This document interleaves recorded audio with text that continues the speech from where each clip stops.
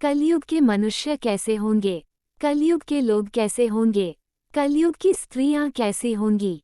वह सारा वर्णन इस अध्याय में किया गया है, तो आज इस लेख में हम आपको वह बताते हैं। घोर कलयुग आने पर मनुष्य पुण्य कर्म से दूर रहेंगे, दुराचार में फंस जाएंगे और सब के सब सत्य भाषण से मुंह फेर लेंगे, दूसरों की निंदा में तत्पर होंगे। कलयुग में लोग पराये धन को हड़पने की इच्छा करेंगे, उनका मन पराई स्त्रियों में आसक्त होगा और वे दूसरे प्राणियों की हिंसा करेंगे, अपने शरीर को ही आत्मा समझेंगे। नास्तिक, मूर्ख और पशु बुद्धि रखने वाले होंगे, माता पिता से द्वेष करेंगे, ब्राह्मण लोभ रूपी ग्राह के ग्रास बन जाएंगे, वेद बेचकर जीविका चलाएंगे, धन का उपार्जन करने के लिए ही विद्या का अभ्यास करेंगे और मद से मोहित रहेंगे। ब्राह्मण अपनी ही जाति के कर्म को छोड़ देगा, ब्राह्मण दूसरों को ठगने वाला होगा, तीनों काल के संध्या उपासना से दूर रहेगा और उससे ब्रह्म ज्ञान का कोई भी कुछ भी पता नहीं होगा।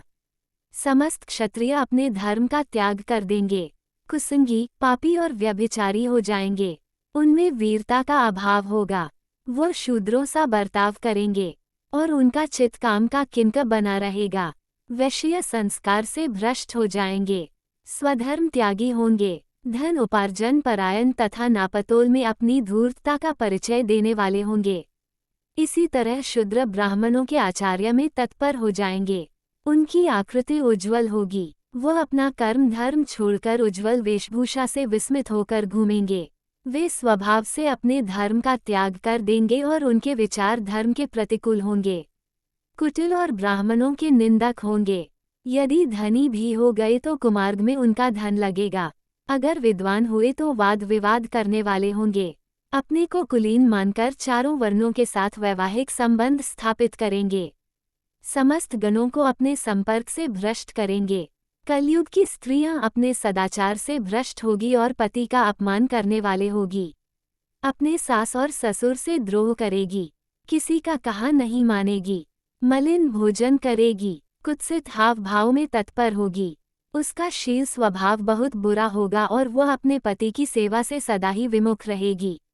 सूत जी, इस तरह जिनकी बुद्धि नष्ट हो गई है, जिन्होंने अपने धर्म का त्याग कर दिया है, ऐसे लोगों को पृथ्वी लोक और परलोक दोनों में उत्तम गति कैसे प्राप्त होगी, इसी चिंता से हमारा मन सदा व्याकुल रहता है।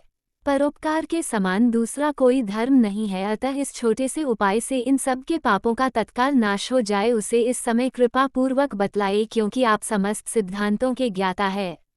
मुनियों की यह बात सुनकर सूत जी ने मन ही मन भगवान शंकर का स्मरण किया और उन सारे ऋषियों को शिव पुराण सुनाने का निश्चय किया। गुलाब श्री शिवाय नमस्तुभ्यम फोल्डेड हैंड्स।